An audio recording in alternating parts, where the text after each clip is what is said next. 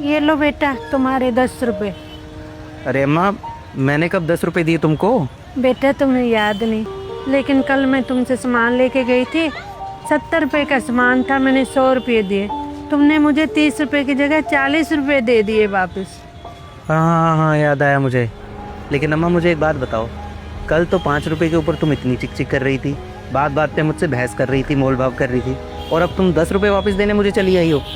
बेटा मोल भाव करना तो मेरा हक है ना, और वैसे भी 5 रुपए मेरे लिए बहुत बड़ी चीज़ है। और कभी कभी तो 10 रुपए बचाने के चक्कर में मैं पैदल घर जाती हूँ। लेकिन बेटा मोल भाव करने के बाद कम पैसे देना तो बहुत बड़ा पाप है ना। अरे अम्मा, तुमने थोड़ी मुझे कम पैसे दिए थे, तुमने तो पैसे पूरे दिए थे ना। वो तो मैंने गलती से तुमको पैसे ज़्यादा वापस कर दिए।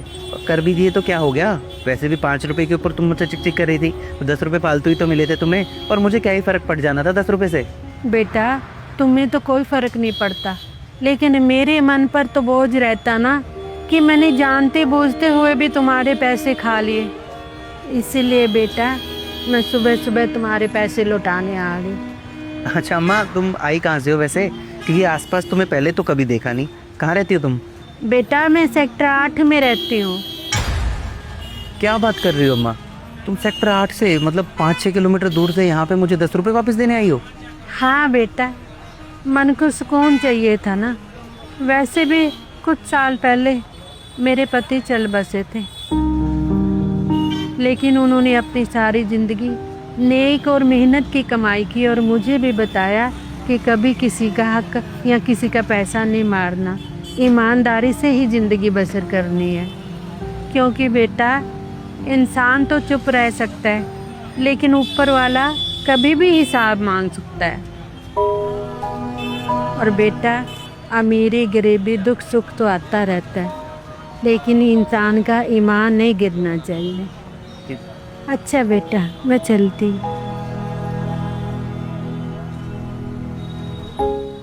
इंसान तो चुप रह सकता है, लेकिन ऊपर वाला कभी भी हिसाब मांग सकता है।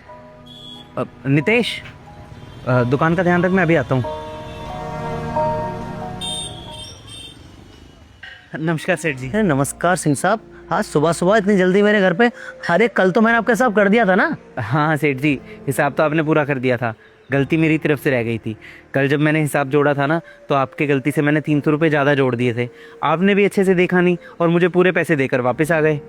तो बस इसीलिए मैं आपको ये आपके 300 रुपये वापस करने आया था। अरे सिंह साहब, 300 रुपये के लिए इतना दूर मेरे घर पे आ गए आप सुबह सुबह? अरे अगली बार जब मैं आपसे मिलता तो हिसाब कर लेते। पहले मैंने भी यही सोचा था सेठ जी, लेकिन फिर मुझे किसी ने याद दिला दिया कि हम तो इंसान हैं, और इंसान तो हर बात भूल जाता है, लेकिन वो ऊपर वाला है ना, वो कभी भी हिसाब मांग सकता है। क्या पता कब उसका बुलावा आ जाए। तो इसलिए अपना हिसाब ना पूरा रखना चाहिए हमेशा। चलिए सेठ जी, मैं चलता हूँ। और इंसान तो हर बात भूल जाता है, लेकिन वो ऊपर वाला है ना, वो कभी भी हिसाब मांग सकता है।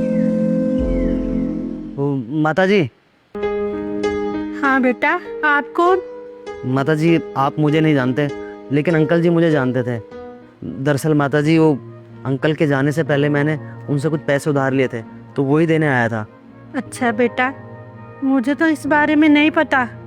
हाँ जी माता जी, उनके और मेरे अलावा किसी को नहीं पता था ये सब। इसलिए माता जी, उनके जाने के बाद मेरे मन में लालच आ गया था, और मैं ये देना नहीं चाहता था। इसलिए मैंने इतने सालों से पैसे वापस नहीं दिए थे, लेकिन मैं आपकी आज अमानत आपको वापस देने आया हूँ। बेटा आज इतने साल बाद फिर कैसे? वो माता जी, आज ना किसी ने मेरी आंखें खोल दी और मुझे याद दिला दिया कि इंसान भले ही भूल जाए, लेकिन ऊपर वाला कभी कुछ नहीं भूलता, और वो कभी भी हिसाब मांग सकता है। इसलिए मैं अपना हिसाब बराबर करने आया हूँ। बेटा ये तो बहुत सारे पैसे हैं। हाँ माता जी, मैंने उनसे 50,000 रुपये लिए थे, लेकिन इतने सालों की ब्याज जुड़ के ना इतने पैसे बन गए उनके। इसलिए ये पैसे आप ही की अमानत है माता जी। बेटा तुमने ईमानदारी दिखाई, खुश रहो।